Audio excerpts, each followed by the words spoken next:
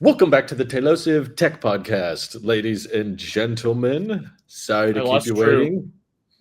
Oh no. Can anyone find him? He's not next to me today. Oh yeah. I've Well, escaped. now I'm next to Randy. No, Now it's I don't me and know what Randy that next to looks each like other. for everybody. How's y'all weeks been in tech?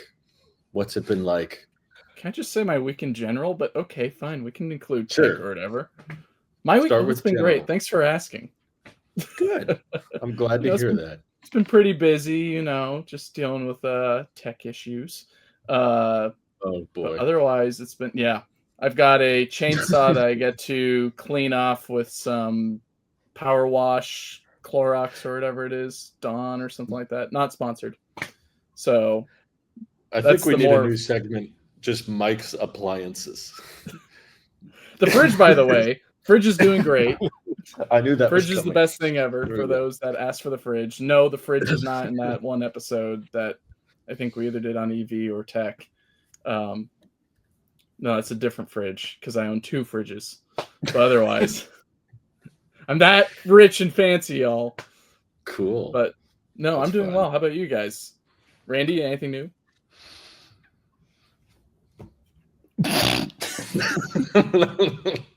I just burnt my mouth. That's why they're laughing. I see. Needs more fridge in his life. I find it very interesting when people come into my neck of the woods on YouTube and they talk about Mike's fridge. I'm like, get that out of here. You take that to Tailosive. Don't you bring that over here where tech is art. And they're like, but his fridge is art. And I'm like, it is. For Carry on. $99, you can change panels on it to different colors, Mike. or if you want to do it on your own, it's Mike, amazing. Unironically, people would tell me, when's the tech podcast coming back? I want a fridge update. I swear. You want a fridge update that puts ads on your fridge? Because that's I think my fridge technically can get updates, but I haven't updated it recently, and also it doesn't have a screen on it, which I would recommend. Do not get a screen. In fact, get the one that doesn't even have the built-in ice maker in the refrigerator door. Just get it in the freezer. It's so much better. Even though it is a little bit more inconvenient, you have to bend down and get it, but it's better than having refrigerator repair issues. When are we going to explain to Mike that tech means specifically Apple?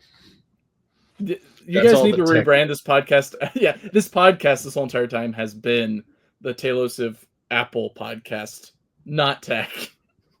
True, but it's not good for SEO though, because when you do tech, it shows up in more reaching where people are like, oh, because there's an innate Apple bias pro or against, and when your SEO has tech in it, then it gets to a wider audience. So I don't like how that sounded. That is 100% accurate. Why do you think I stopped? Why do you think I stopped covering like finance or something? Because I was like, damn, you guys just want to see. So no news on my end. I was just saying right before we start recording, Drew, for the first time in a very long time, has put out a video before me, because I think I'm over a week, almost 2 weeks, no content because there's nothing to cover. And I'm like, oh, Randy, there's so much to cover. There's a new Glen launch going on Wednesday, and that's some pretty cool tech. In which by the time this comes out, it's probably either launched or it's been. I don't even know what you just said, so I'm going to assume you insulted me. And how dare you, sir? This means war. A Glen watch. No, my watch is right here. So is mine. Hey, there's some topics we can get into. Did we even get into our watches last time? No, I don't. Or the fact that I got these things right here now, which. That's what we didn't get into. Oh gosh, he's copying me, everyone. He's copying me. You just keep it nearby. Oh no, he's not. You're wearing over-ears. I don't know why you. Oh, because I can hear you better, and it's a direct line to the computer. You can't beat that. So those are the latest Pros you got? These are the latest. So for those who are not watching, yes, I got the latest Pros, in which yes, the Beats still work, which I still have right here. And they also have Type-C as well, so that I can do the same thing as Randy rotating it on the screen. But yes, I got some Pro 3s. I upgraded Why? from my Pro 1s. So, like on EV, it's a long story, but so I had some work trips coming up. And so with that, along with getting annoyed by not having active noise cancellation while fixing it or using a chainsaw and having to wear earmuffs, which they do okay. I wanted to repair my... Why are you laughing? This is perfectly normal stuff. Do you, Mike? The people miss you. I think they miss us in general, but in general, the chainsaw is great. I love my chainsaw. But so I wanted active noise canceling for a long flight that I was going to be taking for work. And so I thought, okay, let me look at AirPods Pro 2, AirPods Pro 3. Let me compare those, and compared prices, looked at Amazon listings, look at eBay listings, look at Apple refurbished, look at Apple's regular pages for all that. And then I thought after a while, why am I looking for the new stuff? Let's see if I can make the old stuff work. And for those who don't know, my AirPods Pro Gen 1 had an issue where the earbud on the right pretty much vibrated and or did something whenever I talked. I'd be talking and it'd just be a very weird reverberation / shallow, kind of hard to describe type of situation going on there. So it just wasn't pleasant having it in my ear, and sometimes it actually feel like it's shocking me. So no clue what's going on there. So I thought, you know what, let's see if we can try to get these fixed and see what goes on. My stipulation was if I have to get the whole earbud replaced for more than like $50 or something like that, then it might be worth looking at AirPods Pro 2 or Pro 3, depending on what they had in stock at the Apple Store. So scheduled an appointment the couple days before I was going on my flight with the Pro 1s. Went in. They took the Pro 1s in the back, and then I waited about 10 or 15 minutes. Threw them in the garbage. Pretty much. Can't fix it. So it pretty much came to that at the end, where they came out after about 15 minutes and they said, sorry to keep you waiting. We only have one iPhone in the back that can actually handle these old AirPods Pro 1. All the rest don't have the software for it. So we need to update that, and then we can start testing them. And I said, okay, great. So after about 5 or 10 minutes, no, about 20 minutes after that and me wandering around the Apple Store, they finally came back and they said, we're still trying to get some... I'm getting deja vu. Oh my God. Trying to get some diagnosis or software Mike, working. before you proceed, go ahead. When we're not posting here, we are on the EV podcast as of right now doing an episode. There is so much deja vu. I'm getting nauseous. Like I'm already like, wait a minute, this is Groundhog's Day all over again. Nothing is simple in my life, Randy. It's always a big, long, winding... I wish it was a pleasant road, but instead it's a labyrinth that I keep on hitting my face against stop signs that come out of the corner and hit me in the face. Oh, goodness. So anyways, they made me wait another 20 minutes after saying, our diagnosis software is having issues. Please bear with us. In the meantime, if you want to test the Pro 3s, we have it over there. And so I haven't had active noise cancellation in a while that sounded great because I've been using the Beats Pro, which they have active noise cancellation. It's bad. It is ANC Thanks, light. Dr. Dre. They actually are. Yeah, I've described them before. They're very much feel like earpods versus AirPods in terms of quality, but they still do the job. Just not an active noise cancellation. So I put in the AirPods Pro 3 that they had there, made sure they're all clean as much as they can be, and used a iPhone Air that they had right next to it to select different songs on Apple Music, and listen to the music. I'm like, oh, this is great. And then I activated active noise cancellation and then hit pause. No, had the song playing, but it was just the song playing. I'm like, wow, this is very like immersive. And then I hit pause and I felt like I was having a stroke because I couldn't hear anything around me. Is that what that sounds like? Is that what that feels like? Yes. That was the best impression of AirPods Pro I've ever heard. I hit pause and I had a Hey, what's it stroke. like having AirPods Pro? Have you ever had a stroke? Yeah, pretty much. So I was Mike slightly pauses freaking the out because I music thought and then Have you- this dude has every sound on his soundboard. Have you I ever guess. gone through a government shutdown before? It's kind of like that. You wouldn't believe it. So stop with the applause. Don't applaud him. But yeah, I was severely impressed by the active noise cancellation in them. And so then I thought, this is dangerous. Took him out of my ears, put him down. Then the lady who was assisting me came back and said, I'm sorry, the diagnosis software is not working. I just can't get it to work. Naturally.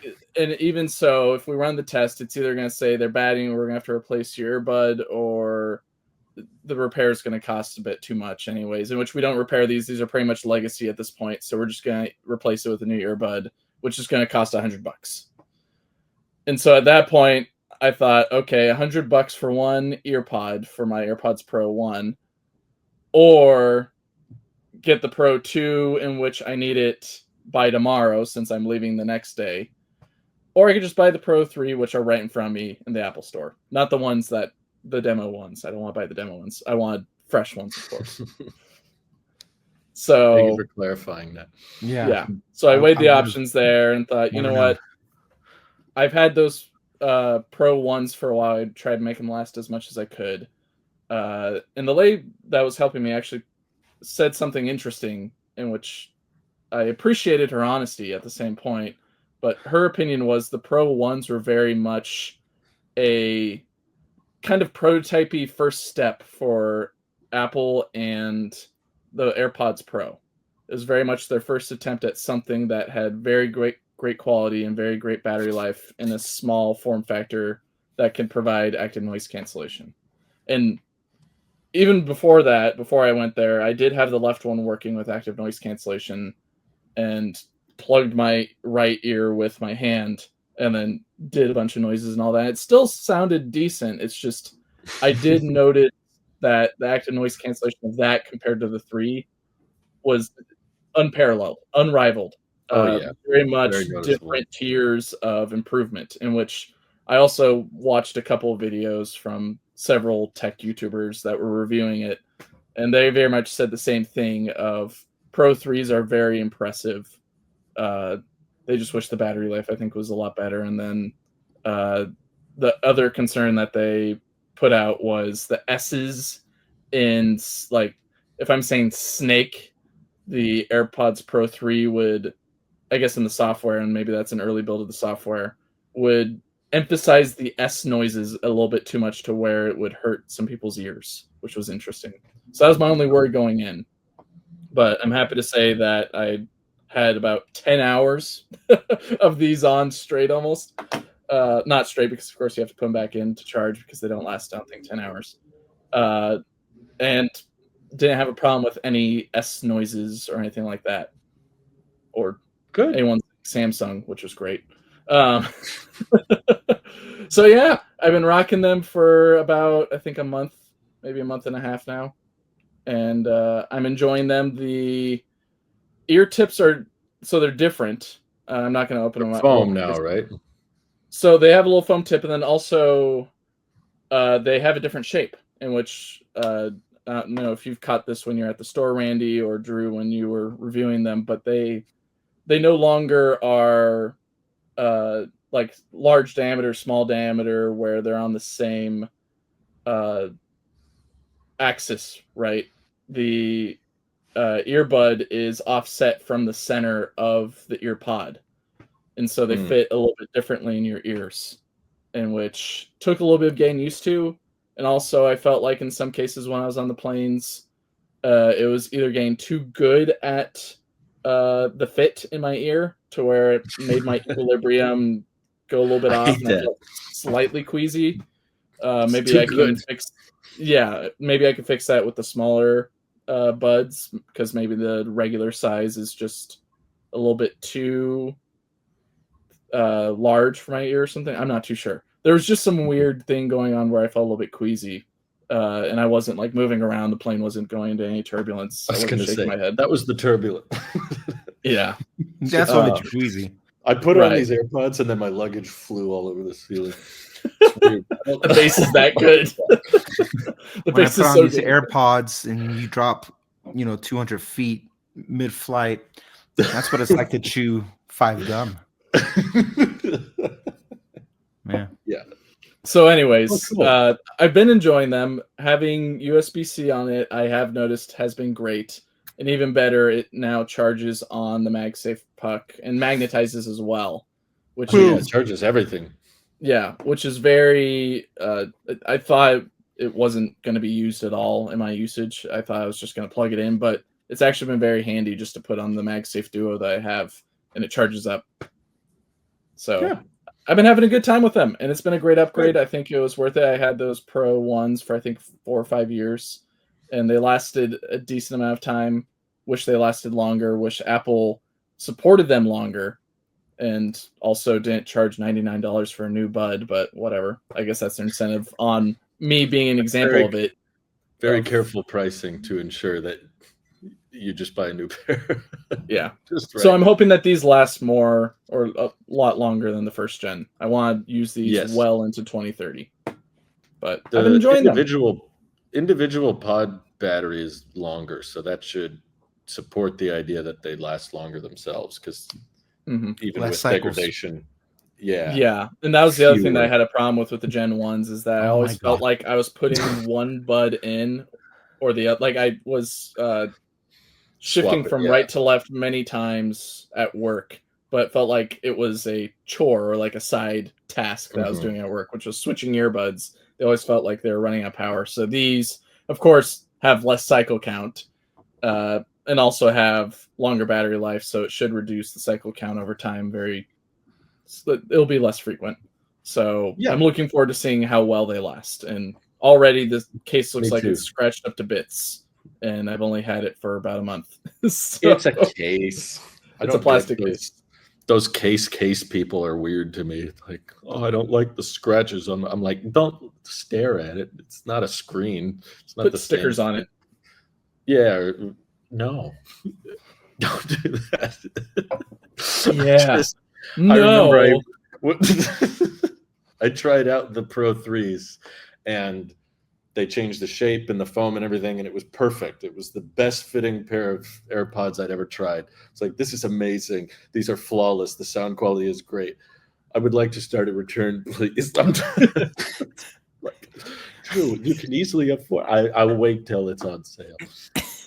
But true, these are by far single-handedly the best advancements in audio technology I have ever experienced. I have nothing bad to say about this, and for those reasons, I'm out. That was about it. I'd say I'm the real Apple sheep at this point for buying them new straight from Apple. Meanwhile, you guys who are acclaimed hold your horses are there, not buying them straight from the company and supporting this small startup out of Silicon Valley. My stock price thanks you for it. Thank you, Mike, for buying those things. You're welcome. The real Apple sheep put their life savings in the stock. That's the real. 1/3 of my life savings is in the stock. Get it right, Drew. Come on. 1/3. No, I don't know if it's one. I don't know. Well, they're doing pretty good. I haven't checked on them in a while. I haven't either. I just know that every time I keep selling off, things keep climbing. So I'm like, okay, I hold. They're basically at an all-time high right now. That's cool. Not investment advice. Speaking of financials and the state of Apple right now, the latest news that's floating around today after a quick 2-minute headline skim is that, which means you're basically a subject matter expert at this point. That's all it takes. Come on, there's not that much news in those articles. Sorry, journalists. iPhone Air appears to be flopping pretty hard.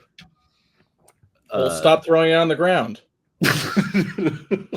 Well, it's so durable. It's just asking for it. But I'm the latest one with the dad jokes, Mike. The latest reports from The Information Again, this could be subject to change, but I'm inclined to believe it. At least the best indicator to me is if you just go on Apple's YouTube channel and look at the view counts between introducing iPhone 17 Pro versus introducing iPhone Air. They both dropped at the exact same time, and the Pro video has over 20 million views, and the Air video has 7 million. I feel like regardless of, we don't know how iPhone sales are doing exactly, but we have pretty good indicators from Apple canceling like manufacturing contracts and reducing their orders from suppliers and everything. Like, the information is saying they're not even going to do a second generation iPhone Air because it's selling so bad. At least the Mini got its flowers. We got to bring back the Mini. I think that's what this indicates. But I'm curious what you guys think. Like, the main reason for this, that a lot of us on this podcast, I feel like we're pretty positive about. We all had nice things to say about the Air. No one was overtly super negative. Of course, we were pretty light on the controversy, and we couldn't hold a feather to it.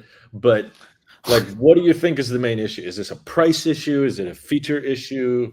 And then I'll have my own answer, but I'd like to hear from you two first. Well, they were banking on it being destroyed by jerry-rig everything, and it didn't get destroyed. So they didn't know what to do at that point besides throw them in the dumpster. No. That's a good theory. Well, just to start off with, I was a fan of the design. I thought it fit really well within the lineup, even though that it was kind of the stepchild of them all, because it didn't necessarily... It's the new kid on the block, while at the same time made sense. It still had a lot of those Pro looks to it, but not the Pro features that you were looking for. And maybe that was the reason why a lot of people weren't too impressed with it, is that it wasn't a Pro adjacent. It was more of a regular or 17 regular adjacent, even less, because it had one less lens. It didn't have 7 or 8 lenses, quote unquote. It only had 4 lenses or whatever, equivalent on the software side of things. But I think people don't recognize, this is going to be a hot take, people don't recognize the risky choice that Apple made in going forward with that product. And it's something that, like you said, the Mini we gave praise to, and the Air we threw aside into the dirt, unfortunately. I'm upset that, and not surprised, but also upset that it's not doing great as a product. I would wish that it would do better. But at the same time, I think your review on it, Drew, and your comments on it, Randy, pretty well encompass the reasons why people aren't going for it. It's not the phone that people are looking for. It's not one that people hold in high regard for its features, being its chassis. The chassis is the feature, but it's not that interesting of a feature.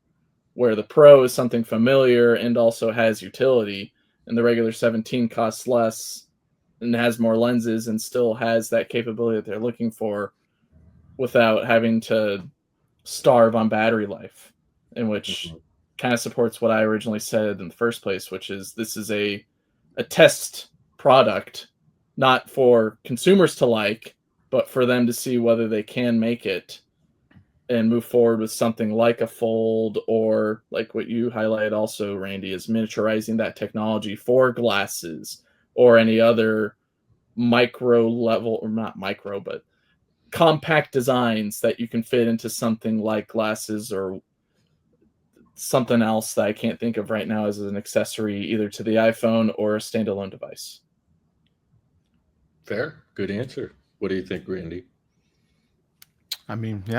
Half of it he was quoting me, so I'm gonna tend to agree. What he said. What he said. I will say that a Gen 1 product typically is its worst selling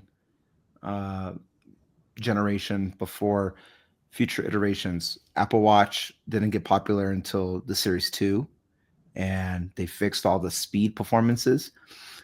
That was iPhone bad. 3G iPhone 3G was the first one that launched with the not $500 fully subsidized. So the second gen iPhone was and it had an app store, and granted they also software pushed it to the old one, but maybe the only exception to that would be like the Vision Pro, because the Gen 2, there's really nothing going on with the Gen 2 Vision Pro. But everything that's a AirPods Pro, going back to the first topic with Mike, the first gen, as he's saying, as he was finding out, trying new things. Gen 2 significantly fixed a lot of those issues. And then Gen 2 Part 2, I guess, fixed the fit, and iPad. This first iPad didn't even have a camera. And then this iPad 2 was one of the best selling tablets ever.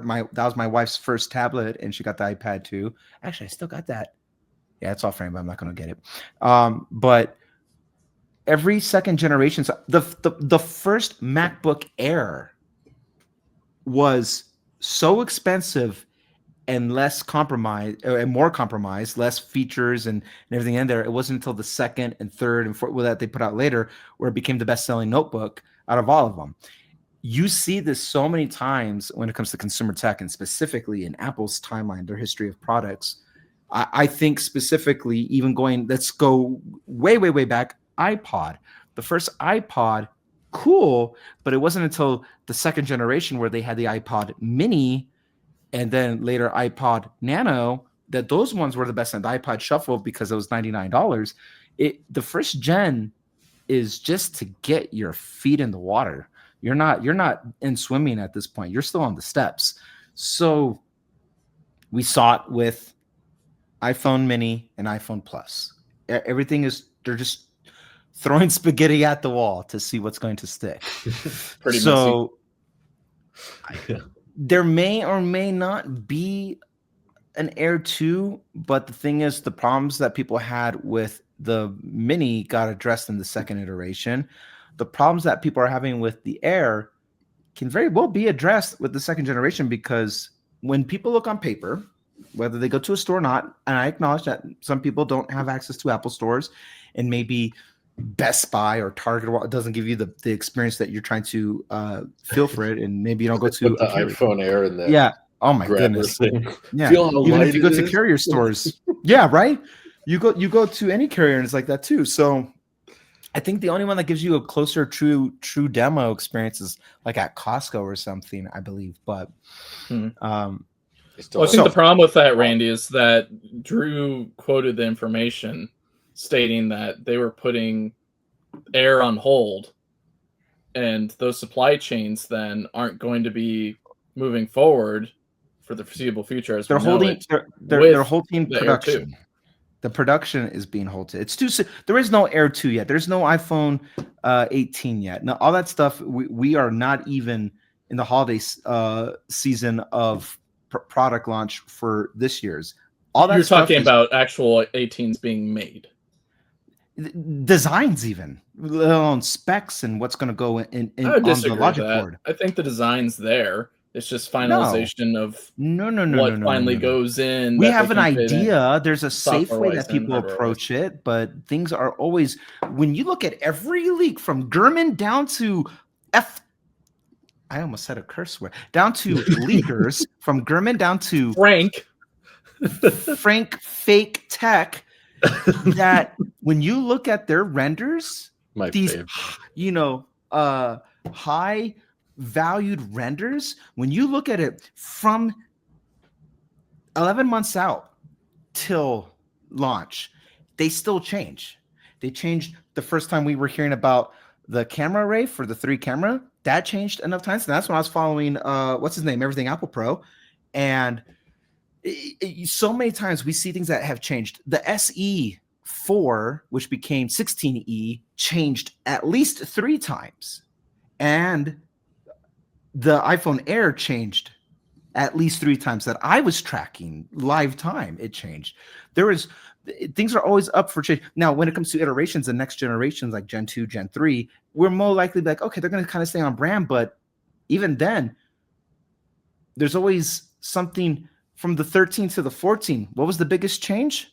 Dynamic Island. And we still couldn't anticipate exactly how that was going to be implemented, but Dynamic Island was the most wild card. Like, oh, it's going to be a hole punch instead of the notch. After the notch just shrunk for one generation, they're going to keep it around for another year, right? No, then the 14 Pro came out and Dynamic Island happened. So things do change. We have a general idea what things are going to look like, but when it comes to test subjects, I mean, everything is still up in the air about how quickly they want to adjust the sales, so to say. So with the Air, why it's failing, if it is failing, I think it is failing, is because most people, when it comes to early buying, are the early adopters, the tech fanatics, the enthusiasts, people who live in the space. Those are that's the early bird. And it's not until the next 8 months that we will actually get better numbers to understand what this looks like. Just because they're halting production on what the Air is doing right now doesn't finalize what the kill off is going to be, because like we've been saying, the Air is obviously a test of engineering of what's going to happen when we start to slim these things down for inevitable different form factors like a fold, or the mechanics of the logic board being so shrunken so we can put them in frames and put them on glasses or something else. The test isn't about the product itself, when there is a far better value phone out there if you want to get always on display promotion now and $200 cheaper. That's the obvious choice for most people. People who want to try the tech, they already got the phone. Nick and Sweeney, he has the phone, and I the most plugged in tech guy who's not in tech now. I'm like, what are your thoughts? And he's like, I like it, but I'm on a FaceTime long enough and it dies. And he's like, it kind of, luckily I'm at a desk all the time now, so I could just plug it in. And so many people are going to look at those examples and then what they see on paper and be like, this is a worse phone because smaller battery, one speaker. Some people don't know who Jerry Rig everything is, and they're like, oh, it's probably going to bend. No. What? That's blasphemy. So everything that's happening right now is more heightened because we're still so early into it. The phone's been out almost 2 months. Mm-hmm. And now when we go into the holiday cycle, after this cool down period, after holiday season, that's when we'll start to see more. But then, I mean, Apple's always chugging along. Like, throw it, does it stick? Keep going. And then, because the people who want the Pro are going to get the Pro regardless. I want the best of the best. And that's what they're going to do. People who are more value conscious will be like, the iPhone 17 is better if I wanted to get that. True. People who are savvy won't upgrade if they're on a 16 or a 15, or if they do, they'll go used. So the Air is not an answer to really any of these. The Air is an experiment. The Air is from the very beginning. It's a risk, like you said, but that's one of the downsides of risks, is they don't always pay off. Otherwise it wouldn't be a risk. So they are all-time highs right now, and that's not because thankfully the 17s, the Pros and the regulars have been crushing it. Allegedly, that's all the Air was never going to have an impact on their bottom line or what their earnings was going to look like. It was it has as much impact as, in my opinion, an iPad or a Vision Pro. It's like, how into Apple are you? And there's a lot of people who are, and there's a lot of people who are going to review them, and there's a lot of people who's going to return them. That's just the name of the game. But it's still free promo. It's still getting the word out there. And for the people who care about status symbol over functionality, they're going to be like, this phone is great. And I know, or maybe we know, YouTubers who are in the game and they just wanted something so different. Like, this is my main daily driver. The thing is, though, every YouTuber who loves and praises the Air, I guarantee you, has more than one phone.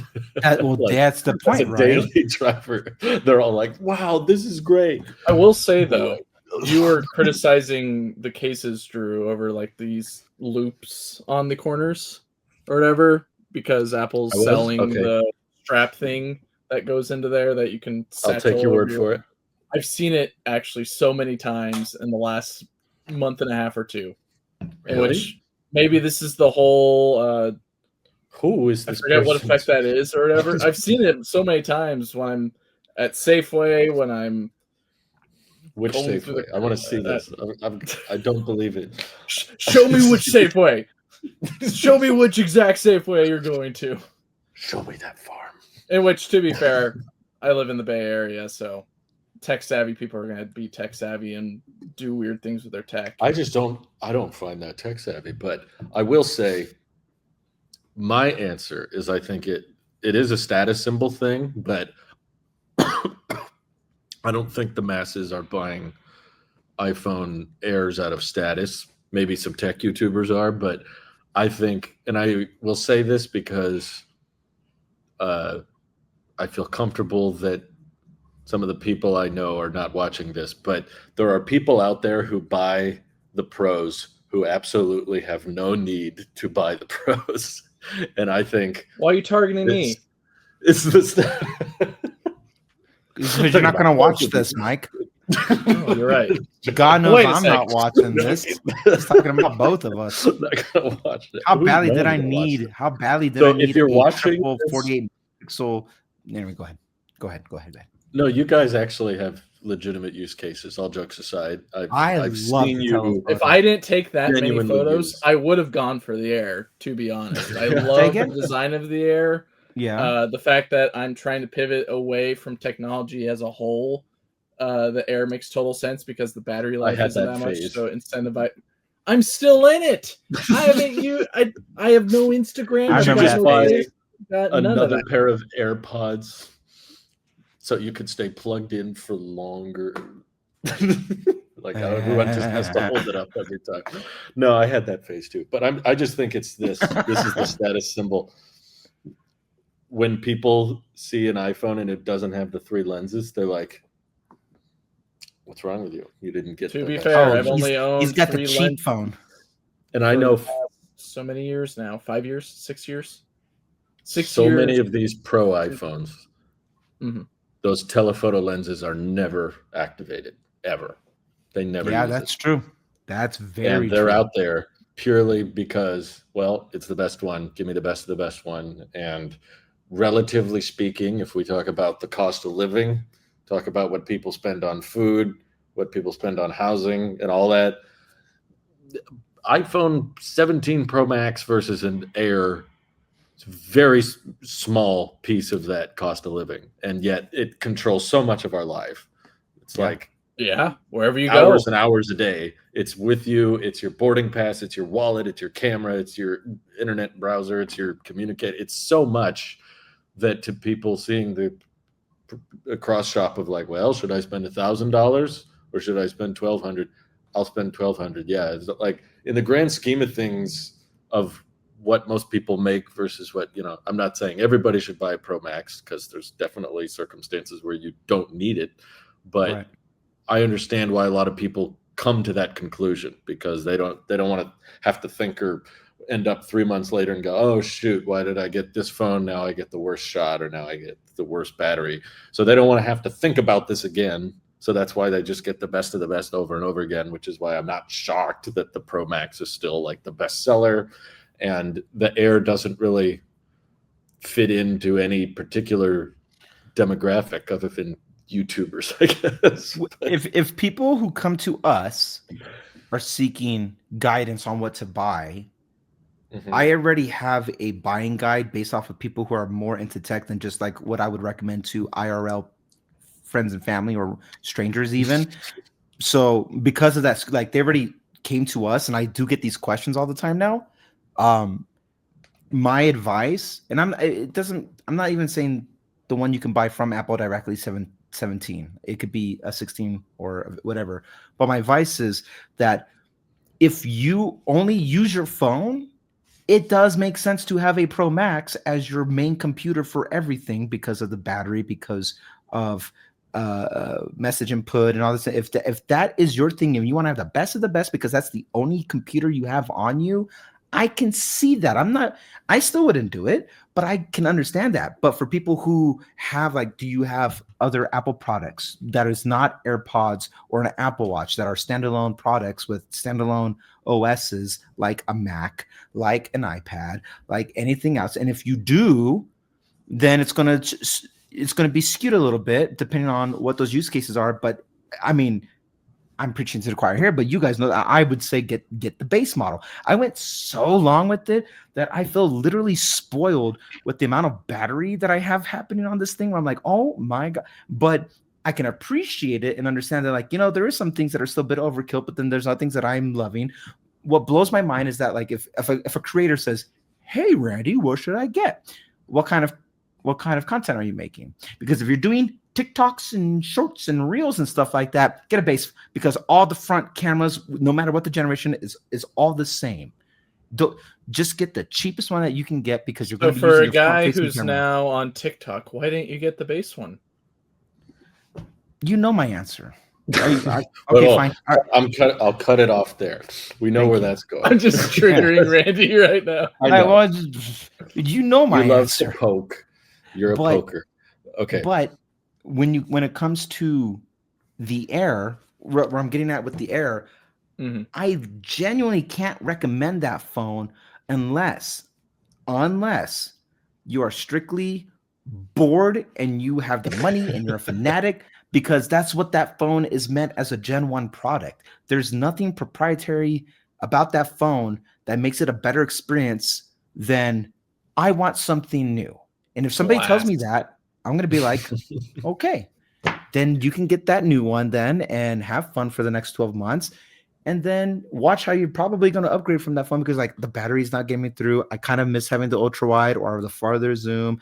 I maybe the speaker's a thing. Maybe it's not. The front, using the screen display itself, maybe it doesn't affect them at all. And like, I do like how light it is, but there is a case to be made about the industrial design of Pro phones now, that you kind of like how thick the phone has become, because now you feel more comfortable using the phone, because now it actually feels like a tool and less like jewelry at that point.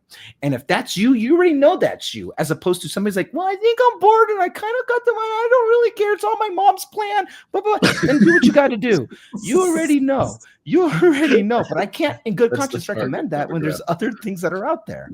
iPhone Air is good if your mom's paying for the phone plan. That's right. The amount of times I've heard that, man, I'm like, I got to look at my audience demographics again to know who I'm talking. Okay. Well, moving away from the iPhone, because we probably beat that horse to death. By the way, 2 months in, beautiful, wonderful, great. They nailed it. How do you like the case, Mike? My case is better than yours, but pretty good. Eat me. I don't want to eat you. I want to eat a chocolate bar, and you are definitely not chocolate. Can yours do this? What the heck is even that? It's a sponsored case. That's what that is. Oh, yeah. Hang on, Drew. Ready? Uh-oh. Now we're going to break everyone's brand new iPhone. Okay, now unlock it. Wake up! Ta-da. I have always on display turned on. Oh, good. Now it's unlocked. So I am worried. Oh, here we go. There's been a lot of talk about the next MacBook Pro. Not the M5, but the M6. For those who don't know, the Reader's Digest version of the rumors are what we've known for a while. OLED. Okay, whatever. It's OLED. Like, cool. You get better dynamic range, better battery life, yada yada. New chassis design. Okay, the M1 Pro variants feel kind of perfect and flawless. I don't know how they could improve much upon it, but okay, sure. Thinner, new chassis design, whatever. So I was kind of on board with that. I was a little skeptical of them saying they would make it thinner, because I'm like, it's a Pro machine. I don't want it to be thinner. I actually want it to be more rugged, durable. Like this. Yeah, like a 17 Pro, exactly. But then the latest reports start getting me nervous. Then they add in, the next MacBook Pro with OLED is ditching the notch in favor of a dynamic island. And I'm like, on a Mac? I don't know. There's a lot going on. Didn't you say the same thing about the notch? What? Didn't you say the same thing about the notch on? No, it's very MacBook? different. I said notch is fine because it's part of a static part of the display, and when you're full screening content, you wouldn't notice. Dynamic island is like a UI element that moves and like adjusts based on what you're doing, and I'm like, this is a lot. And then they throw in touch display. First Mac ever with a touch screen, like the primary screen. We're not talking It's touch becoming bar. the Surface Pro, which is the best product ever. That's why you the thing that got me through college, and you guys mocked all the time when we first started. When I first was getting on this podcast, you guys are like, "Yeah, that's gross." Is that what you're? Well, we really scarred today? you, huh, Mike? Because I have no memory of this. I don't even know who you are. I'm some guy that you took in everything from me. I don't even know where I am. Who are you? But okay, so Mike's take is just this is a good idea. Add a touchscreen, why not? Yeah, it's the logical next step for the MacBook because already we have iPad taking on additional features that it didn't have before. Why not have MacBooks take on additional features that they didn't have before? Mike, actually, open floor, but this is to you, Mike. This floor is closed. What is a Mac? What's a computer? Well, it depends what you mean by. See, it's really profound when you think about it. The big rat is like this. What is a woman?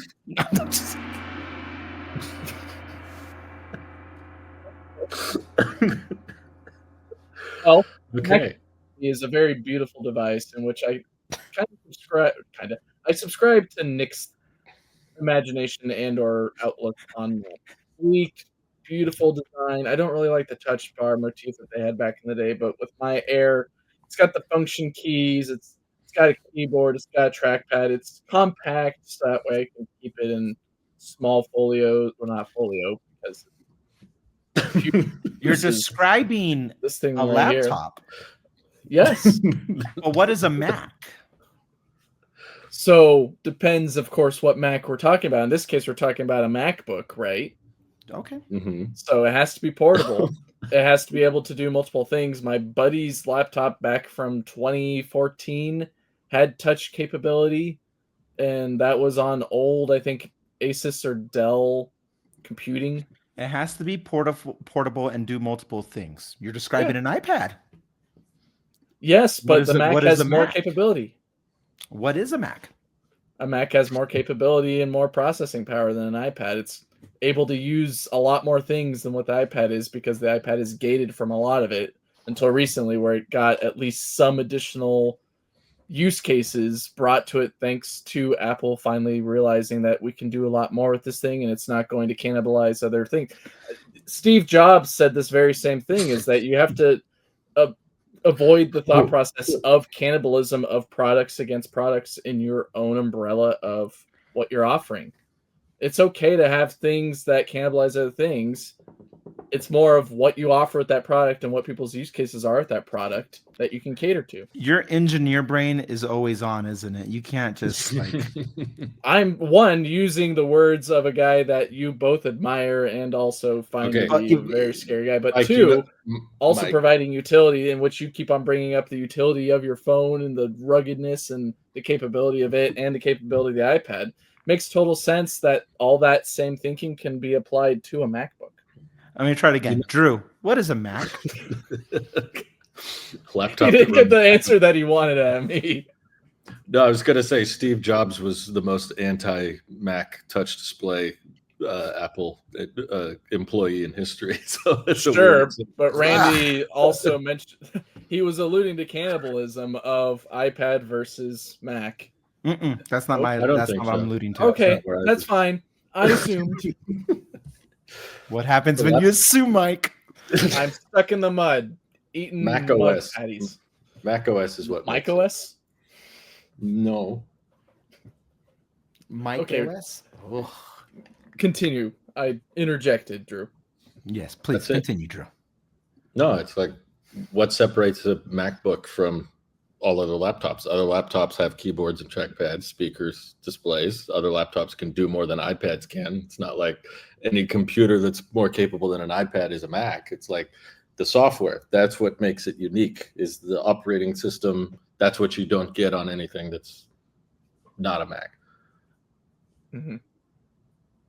That's my answer. I don't know what Randy was looking for, but hey, no, I'm not baiting you. I'm not baiting either of you. I'm trying to, no, I'll say that part for later. But what the Mac is, okay, well, actually, you're almost done, Drew. You need to take it one step further. Why then, if it is Mac OS, why does that make you worried of the next actual generational upgrade then? because macOS has never been a touch optimized operating system before. So I guess the physical hardware of adding a touch display, that doesn't, like, inherently, I have that on my phone. I've had that on my watch and tablets before. It's not the hardware, it's the how is this going to impact the daily usage of the software? What does this mean for macOS if we are now officially jumping off this cliff that we've been against for so long? For decades, they've had the technology to make MacBooks touch, and they actively chose not to. It wasn't a, we don't know how to make it work. It was a, it's not a good idea. We want Mac to stay point and click, and iPad can be touch, iPhone can be touch, but we want the Mac to stay as a point and mouse, a traditional computing experience. Mm-hmm. So it's tradition that we're straying away from, that is making it uneasy, because it's a new course. It's not tradition. It's not for Apple now. It's not very PlayStation. You know what you're gonna get each generation of PlayStation, which in Microsoft or Nintendo and Microsoft will risk pushing the boundaries. PlayStation is PlayStation, baby. You know what you're going to get. And that intention, like, oh, the moment PlayStation 6 is going to be looking like more like a something. Whoa. If the PlayStation 6 was about to be just like a Switch, you'd be like, what's happening? They already released the Switch version of it. So no, he's saying like the whole console. If like the PS6 was only the Switch, yeah. Now, I hear you, Drew. I'm going to challenge your critical thinking here. They've never done it before, and they have the technology. But every year, the software looks more touch-friendly. It's more bubbly. It's more wide spectrum of things to be. Right now, drop your control center on macOS and tell me that's literally the only example everyone references is control center. No. Look at the stoplight buttons. Listen, I can use. What does the red X button do? No one knows. I do. That's a stupid thought process right there. It doesn't close the app. What's that about? Wait, are we talking about iPad or Mac? Because it very well closes the app. On iPad, it doesn't. It's weird. So, but no, you can't use the one example that's proving my point. I have a counter, but finish your thought. We're seeing every iteration, Lake Tahoe, since Big freaking Sur, yes sir, we have seen it become more like, oh, they're laying the groundwork for a touch interface, because now it's wide, and now nothing's sharp cornered anymore that would require a cursor. Everything has curvatures, because they're getting ready to make this new generation of computing, whether it's mobile, whether it's desktop, whether it's spatial, whether it's whatever you want to call it. They're laying the groundwork for this next era of computing, which they're betting so far that is going to take so many parallels to what's coming from Vision OS. And what's going to make it different? Why? How is that going to affect macOS? Because macOS is still open through web browsing to the web. That's really its main outliner of being different from iPad. We can't just go anywhere on iPad and download something. Oh, I'm sorry. Am I interrupting your guys' conversation? Did the middle of my conversation interrupt the beginning of yours? How rude of me. I was sneezing, so I muted the mic, and he said, bless you. We had an aside. Oh. I was listening. Okay. Yeah, what was the last thing I said? Shut your mouth. All right. So Vision OS is what Tim Cook is like. This is going to be the future. That's what you said. Yeah, I know what I said because I know where I'm going with this. Okay. Yeah. I think he needs iPad to is still iPad. iPad is still iPad, regardless of whether we have trackpad and cursor and we can have the stoplights on the top corner now, or we use our finger. Whether we want to have window display, stage manager, or full app integration, iPad is still iPad, for better and for worse. iPhone is iPhone. It's always going to be touch. That's its main driving power. And Mac is always going to be driven as the old school cursor thing. But going back to Johnny Ive alluding with OpenAI, we haven't really changed much of the hardware in this new era of whatever's going to be. Now, I'm not talking about AI, period, but a lot of the stuff when it comes to Mac, the legacy stuff, hasn't really changed. And for good reason. As Mike was saying earlier, you have I/O that is proprietary to a Mac. You don't have the same I/O. You could with a dongle, but you don't have the same I/O from a phone or a tablet as you would on a computer. HDMI, Thunderbolt, that Aux. actually. Oh my goodness, dude! Wounds that cut deep. Aux. Some people, not much, but some people still actively use computers or PCs as a whole because it's the last thing that still has a CD drive. And like, I still kind of use it. Like, whoa. I mean, to each their own, right? Like, if that's how you want to back up data, is not the most efficient, but then I do you, boo-boo. But it's good to have something tangible in a world of subscriptions. No, I hear you. And just do vinyls, though. Come on, I have those, and they're great. But it's kind of hard to have a vinyl, CDs? Something that got released from Randy Vasquez and isn't on vinyl, and I can't make my own vinyl. I can't make my own CD. Mike, I promise you, when there's enough people to support this little artist, I will make a vinyl. I promise. Okay. Now, I don't know if your concern is actually MacBook, Drew. More so, my concern is actually a step further that you will. Okay, bye. It's what the implications of what's about to change with macOS, because I'm more worried of these rumored new Final Cut Logic and all this other stuff being revamped for the future of AI and computing, and it's only going to probably work on these next generation thing that is all touch based. And then it's like, you're making me do the subscription thing on iPad that I don't want to do. I'm more worried of macOS getting locked down the way an iPad is locked down, the way an iPhone's locked down, where we can just download anything from the web, install it, and it's just from a .com and it's good. Apps natively have that security boundary, right? And the EU has no idea what we're talking about because they can sideload whatever the heck they want. But us losers in America, we don't get that luxury, but we do get 2 extra hours on our new phones. Take that, sucker. So and 1 more hour in the day. There you go. My fear is actually what that implication of is going to happen with the first party apps in the Apple ecosystem, not necessarily what the hardware is going to be doing, because I think the hardware is what Mike is saying, and I kind of agree with Mike more, is that the hardware is going to change for the sake of change because people want to see the change. And I think it's good enough now. I think we can make it work. The hardware part has always been fine. John Turnus can do no wrong. Software, that's my real worry.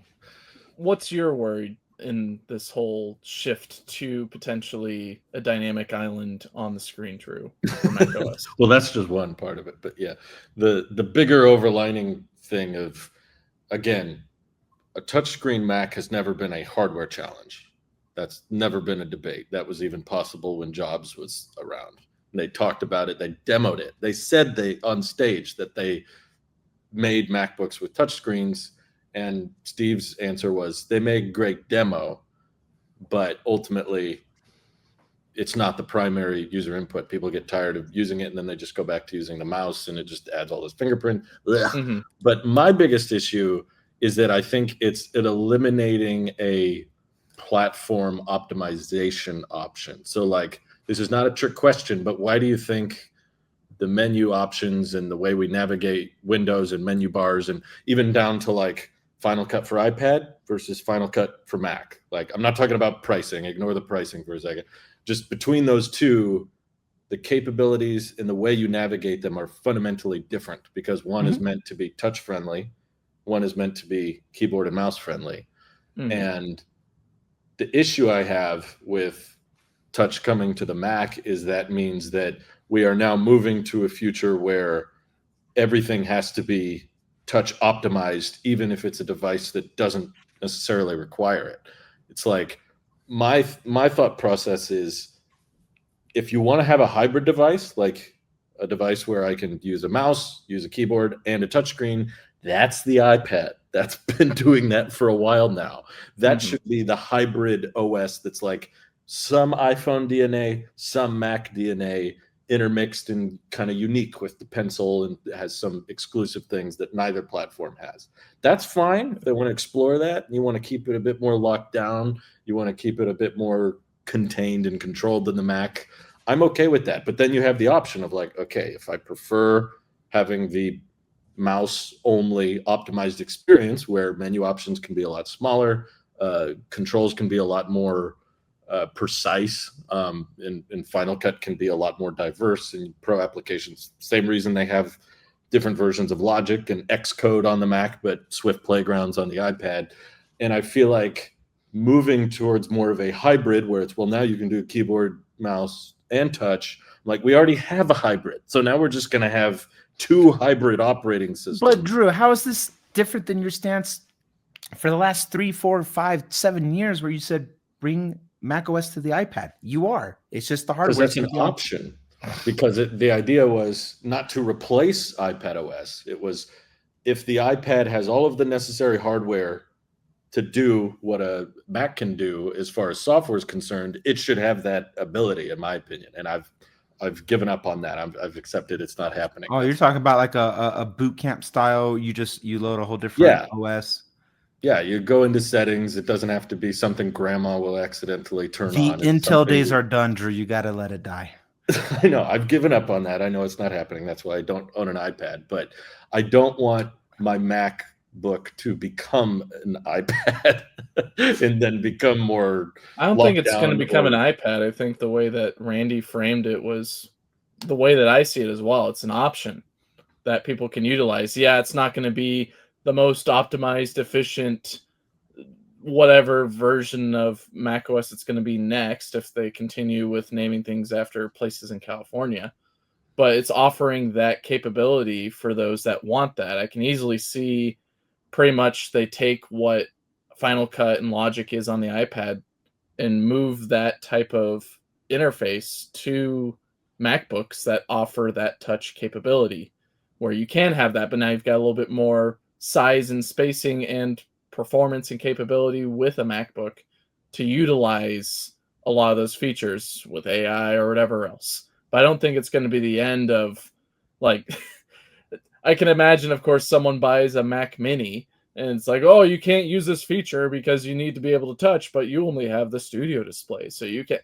I don't think that's going to happen. I think they're still going to offer a version that is like what we have right now on current Macs, is point and click everything. It's just there is that hybrid approach of being able to boot in that similar look that you see on iPad for whatever apps are supported for it.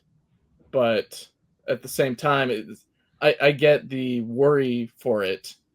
And I guess what I'm a little bit surprised by is you were a big fan of the Surface Studio that Microsoft had, the Surface Studio 2 or whatever. And that was a giant screen that was a touch interface.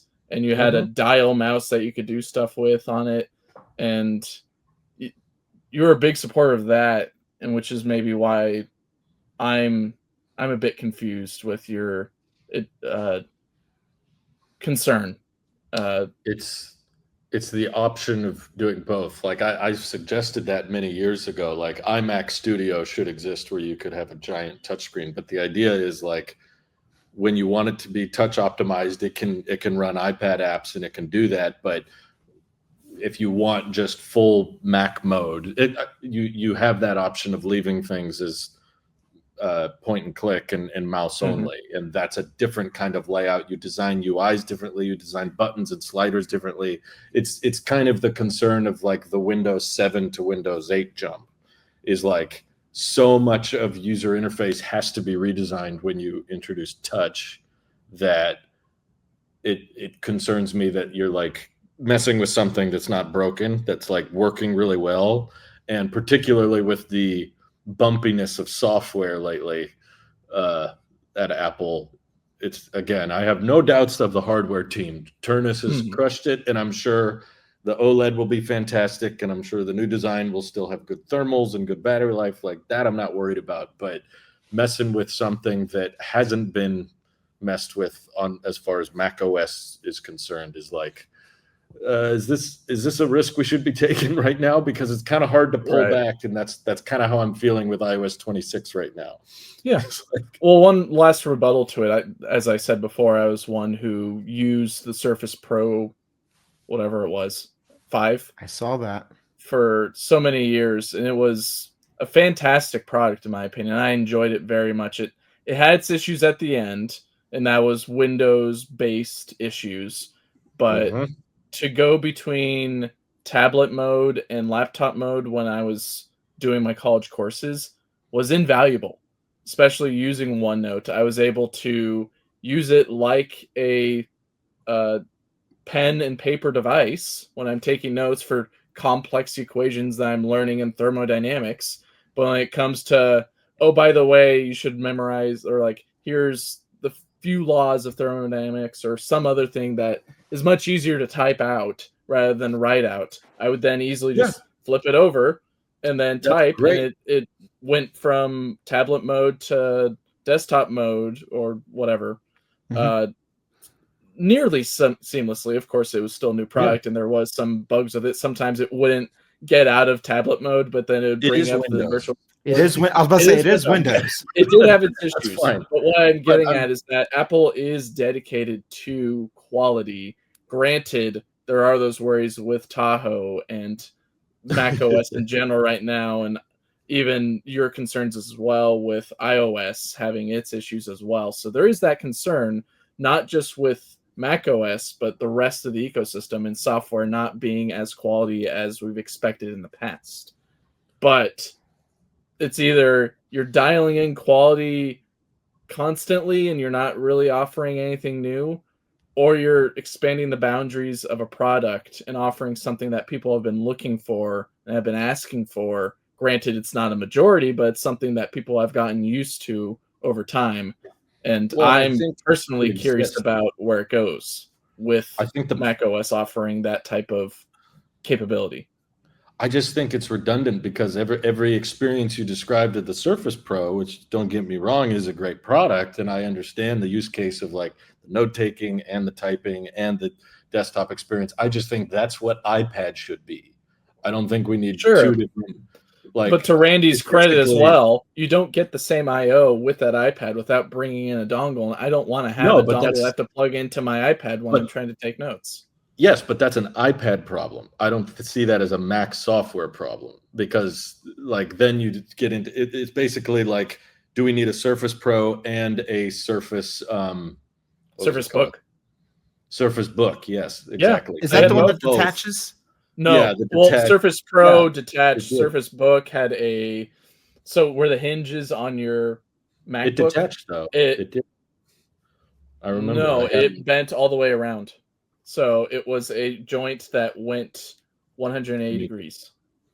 Well, I know those existed, but I specifically remember. Or maybe you're thinking about the twisting one as well, but the Surface Book, like the Surface Book, the hinge served as a connector as well as a detachment. So you got to detaching, because the Surface Book is the one that you can't close completely, and it has like this wedge. Yeah, I remember that. It's cool by design. Like, oh, that's neat. In practicality, and Mike, I heard you talking about the bugs and stuff, and I know that's a Microsoft issue. But you know what's interesting is I believe, because one of the theories out there is with the integrated software of everything being the same naming scheme, and it kind of all do the same. All software and all hardware is going to hit this unifying point where it's like, well, pick which mode you want to use, and then you're going to use the hardware that is optimized for that mode. But to distinguish between the different OSs is going to become less and less of a thing because it's so matured and it's laid down in its refinement. Like now they can like make everything is powerful enough to do said things, but you're never going to get Final Cut on Apple Watch OS. You're just going to have to go to one of the other two. But I remember thinking, we all talked about what if they did a DeX version of iPhone. iPhone doesn't have Logic for iPhone or Final Cut for iPhone. It only starts with the iPad and then it gets more intricate. But maybe there is a scenario where we see where the software, because the software is so unified that if you want to do it in spatial computing, you can. If you want to do it in mobile computing, you can. If you want to do it on a tablet computing, you can. If you want to do it on a desktop computing, you can. And it's going to give you the same functionality tools, and the learning curve that we will have to, as the boomers in this space, is learn how to navigate it through the different ways if we don't have one of these. I'm using my Mac right now to look at you guys, and the amount of times I've had this screen open is less than 10% of its life. It's always docked, clammed. I don't use the trackpad. I don't use anything that's on there most of the time. It's always this. I have all these different, wireless peripherals. Use it like desktop. I use it like a desktop. So for me, there is no difference between a MacBook and a Mac Studio or a Mac Mini, and it doesn't change my experience all that same. Yeah, but even then, it's just like it's plugged in, and then Thunderbolt to the studio display is just like then it's done. So it doesn't change how it could be looked at as like potentially wasteful to fundamentally have to redesign huge chunks of Mac OS when you're definitely never going to take advantage of them when you're using an external monitor that's not touch. Like, I think they've been changing it a little bit every year to getting it ready, and they're getting us conditioned based off of the aesthetics of it. And even though I'm not the use case to use it, Drew, you're the opposite. You're always on the go with your MacBook, and you're always using it as open. So you and I, even though we do the exact same, essentially the same thing when it comes to our respective YouTube channels, we operate them completely differently. I'm filming on a Sony right now. Like, that's how little I don't open it to even think about the FaceTime camera. But we still go towards the end result. It's just how we get there. We're on the same objective, and we have different paths to get there, and all roads are leading to the same end result. And I think that's what Apple's trying to do, where as long as the user experience is still consistent, then we have different ways to offer that, because maybe some people, like, they're very big on, for people with accessibility issues and stuff like that, if they need to have different modes to navigate the thing, they don't want them to be missing out of being able to interact with the digital world, because they might not be, maybe they don't have fingers or whatever the case is like that. They have different ways and different modes to activate or to go to navigate the OS that way through the unified UI. Yeah, it's all accessibility and how you use the device. Like, do I use the Ethernet port on the back of my Mac Studio? No. It's right next to the Wi-Fi router. I don't need that fast of wired connection to it. It's fine on Wi-Fi. It's perfectly good. Does that mean all studios don't need an Ethernet port? No. I think very bad example as well, because it's a studio. But just because that capability is there, but it's not being used, doesn't mean it doesn't deserve to be there. It might be a waste for me, but I don't think it's a waste, period. Is it a waste for Apple to make the iPhone Air to test out technology that might feed into something else in the future? Maybe yes, maybe no. But we don't know until we actually implement. I'll let you know in a couple of weeks. We don't know until we try that technology out and produce it and see what people's use cases are, because the company has their own ideas of what they can do with it, and they also cross-shop with what other companies are doing with theirs. But then once it gets into the hands of the users, they might use it somewhat differently, or they might have other ideas that they didn't think of, or there's other use cases that it gets applied to that you didn't think about in the first place. Maybe this is stuff that gets put into the AirPods with a digital screen on the front for X or Y reason. We go back to iPods with more steps. Exactly. We're back to the Nano. But we don't know until we try that out. I don't think it's wasteful. It's just, it's one of those weird speed bumps that we saw with the minis and the pluses. Is they existed. They were real. They were really interesting form factors. They're not here anymore. Is that a problem? No, because we found that they just weren't the most successful. But did we learn a lot from them in terms of compactness and or how to design a product that could be cross-shopped with an Ultra with a Pro Max? Kinda, yeah. I guess I'm my more point is, defensive just Go ahead. because I think hardware experimentation is a lot less risky to the masses because you can just not buy it. If the iPhone Air is weird or bizarre and it doesn't prioritize it, you just don't buy it. Okay, buy a Pro. You have an option. I guess my thing is more of a software protectiveness of like, this is an operating system I use constantly for work and for getting things done. And the idea that we're going to mess with that to optimize a more touch-friendly UI, and there may not be a way of going back once we introduce it, is like, I can't just like Drew, not are you use feeling it this anymore. way because you're on iOS 26 right now?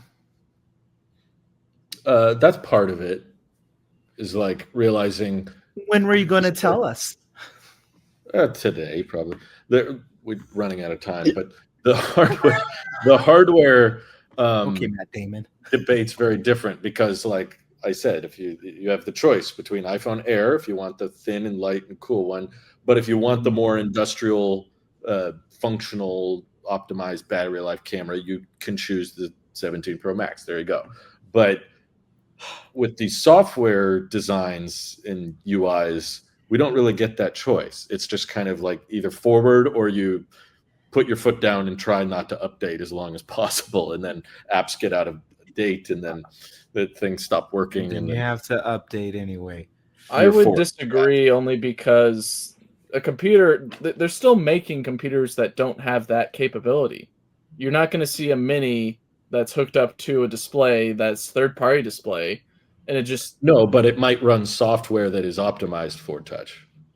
It will run software. It's just whether it's actually using that or not, I get, but it's just not going to be using that bit of code then, right? It's not going to be offering that capability. It's going to be an option of whether that dynamic island is doing something or it's just displaying a camera and a time and maybe some, like if you've got a timer that you want to put up there as well, you can do that.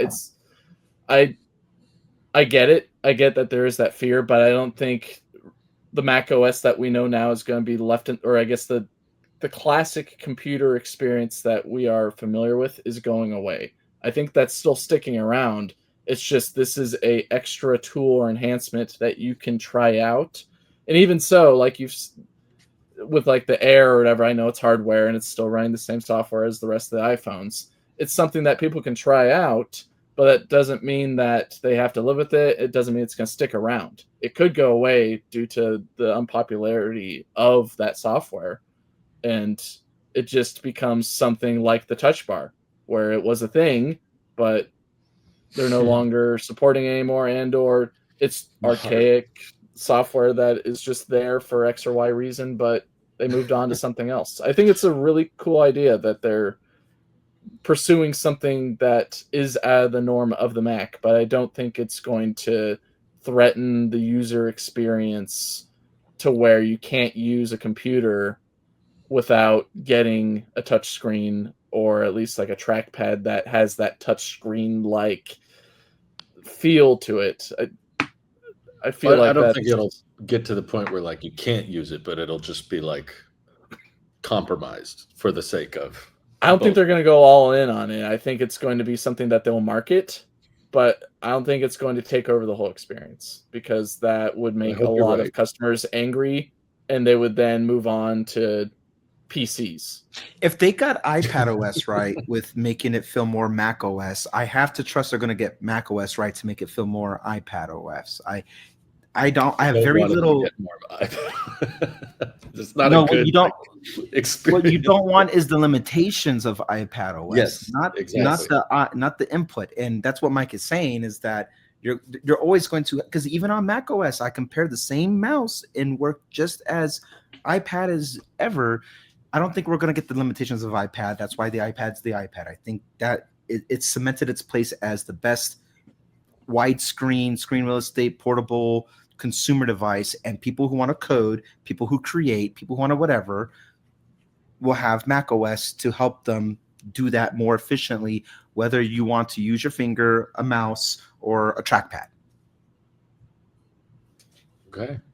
Well, you guys are more optimistic than me. That's for sure. But that's because you don't have an iPad, Drew. That's what I'm realizing. There's a reason I don't have an iPad. It's because of the software. It wasn't the hardware. Hardware on iPad was always fabulous. It was always great. Yes. Never had complaints about the hardware. iPad mini is flawless. Correct. Yes. It is the best iPad. It's the GOAT. I concur. It is the best iPad. Well done. And on that note, final thoughts, gentlemen? That's it. Good luck to Blue Origin and the new Glenn. Randy has no clue what I'm talking about. Read the room, Michael.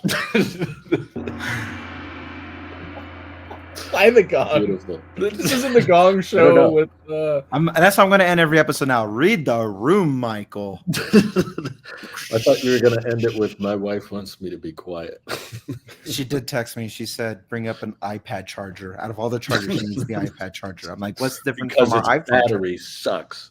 Oh, one last thing that I also wanted to add with the AirPods Pro 3. My wife always, very topical. My wife always tells me that I can't hear anything she says because I say what and have to have her repeat something. And these have that hearing aid test type of thing that they had certified or whatever. That's just marriage, dude. I tried that out. It took a while. It was like a 20-minute adventure of listening to noises that were very faint and were in different, felt like different spatial locations. It we said all my have hearing, the husband ears. Yeah. It said my ears were perfectly fine. Yeah, because that's just marriage, man. That's just how that works. The amount of times Brittany yells at me, I'm like, huh? I tried the AirPods hearing test and it said, "You're married."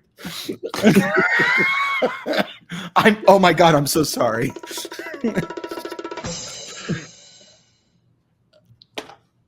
See y'all. Bye. Bye.